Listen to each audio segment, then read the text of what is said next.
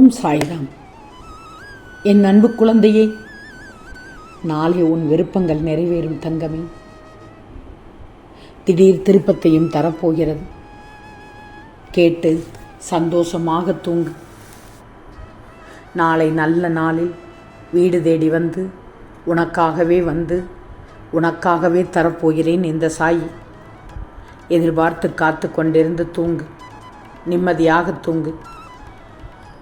உனக்கான காலமும் நேரமும் மாறிவிட்டதால் தான், நல்ல நேரம் உதித்து விட்டதால் தான் நாளை காலை கிடைக்கிறது. இதனால் உன் கவலை எல்லாம் தீர்ந்துவிடும். ஒன்றுமே நடக்கவில்லை என்று குழம்பிக் கொண்டிருந்தாய். இதோ நாளை விருப்பங்கள் நிறைவேறப் போகிறது. அதனால் திடீர் திருப்பம் ஒன்றும் கிடைக்கப் போகிறது. உனக்குரிய கஷ்டமான நேரத்தில் கஷ்டத்தை நினைக்காமல் இந்த சாயை நினைச்சுப்பார். அந்த கஷ்டமே தெரியாமல் உன்னை நான் வெளியில் கொண்டு வந்து விடுவேன். பொறுமையோடு காத்திரு. நீ நினைத்த விருப்பங்களை அனைத்தையும் நான் முன்னிட்டு நடத்தி தருவேன். ஒவ்வொன்றாக தருகிறேன். என்றும் உன்னை கைவிட மாட்டேன் தங்கமே. சந்தோஷமான நிகழ்ச்சிகள் உன் மனதை மகிழ்விக்கப் போகிறது. காரியம் கைகூடும். நீ நினைத்தது அனைத்தும் பழித்துவிடும். இனி உனக்கு எந்த தடங்களும் இன்றி நன்மையாக நல்லதாகவே நடக்கும். முடிந்ததை செய். முடிந்த மட்டுக்கும் முயற்சி செய். தளரக்கூடாது. ஆனால் நன்மைதான் செய்யணும். உதவிதான் செய்யணும். நன்மையாகவே பேச பழகிக்கோ. உன்னை நான் பாதுகாப்பேன் எப்போதுமே. ஆனால் எந்த ஒரு சமயத்திலும் ஏமாற்றமான சூழ்நிலைகள் வந்தால் அதை அனுபவமாக எடுத்துக்கொள்ளணும். அதை விட்டுட்டு வருத்தப்பட்டு கொண்டே இருந்தால் மனம் வலித்து அழுத்தம் உண்டாகி உடல் கெட்டுவிடும், நோய் வந்துவிடும். எல்லாம் நல்லதாகவே நடக்கும் என்ற நம்பிக்கையோடு இரு.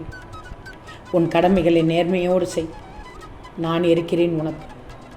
அள்ளி அள்ளி தருவதற்கு உன் சாய் இருக்கும்போது எதற்கு கவலைப்படுகிறாய்?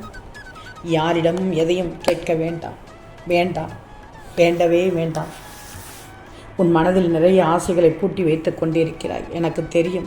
நான் அறியாமல் இல்லை.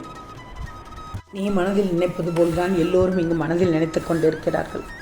ஆனால் ஒரு சிலர் சந்தர்ப்ப சூழ்நிலைகளுக்காக மாறிக்கொள்கிறார்கள். உனக்கு எது சரி, எது தேவையில்லை என்று எனக்கு தெரியும்.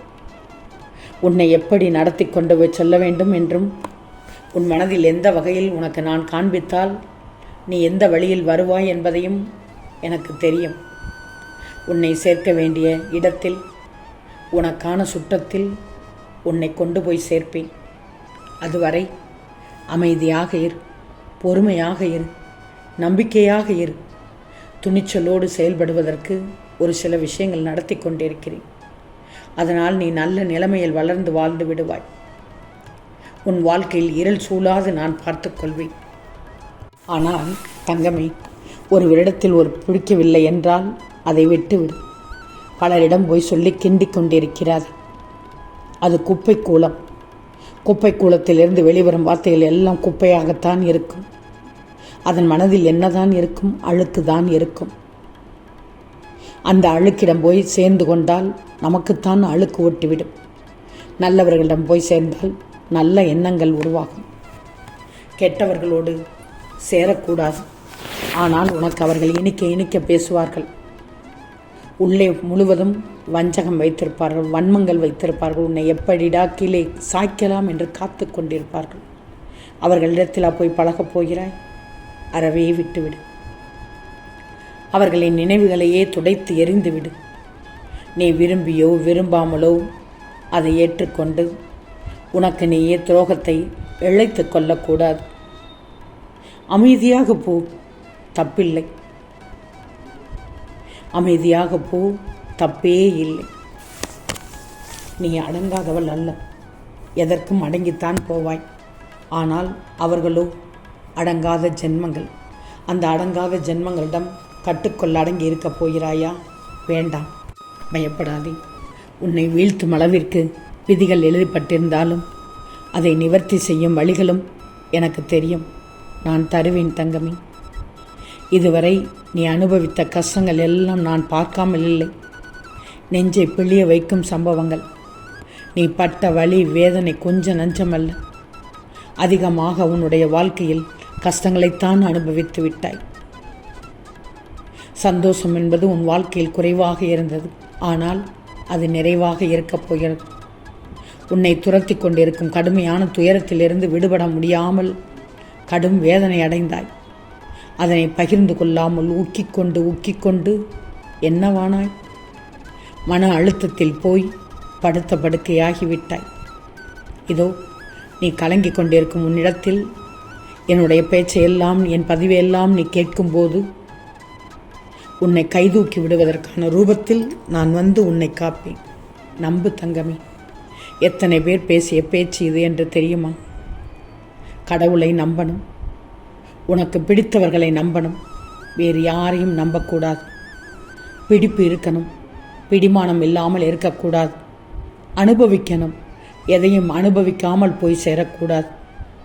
பார்த்து பார்த்து ரசிக்கும் நீ, பார்த்து பார்த்து அடுத்தவர்கள் பற்றி பேசாமல் உன்னுடைய வேலையை பார்த்து உனக்கானதை வைத்து சாப்பிட்டு எல்லளவும் குடும்பத்தோடு மகிழ்ச்சியோடு இருக்கணும்.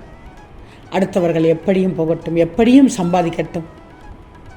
நீ சரியாக சம்பாதிக்கிறாய், நீ நேர்மையாக உழைக்கிறாய், முயற்சிக்கிறாய், பலனை பெறுவாய், பெற்றுக்கொண்டும் இருக்கிறாய். எத்தனை பேரிடம் நல்ல பேர் வாங்கினாய் என்று எனக்கு தெரியும். கவலைப்படாதே. அனுதினமும் உன்னை கவனித்து கொண்டுதான் இருக்கிறேன்.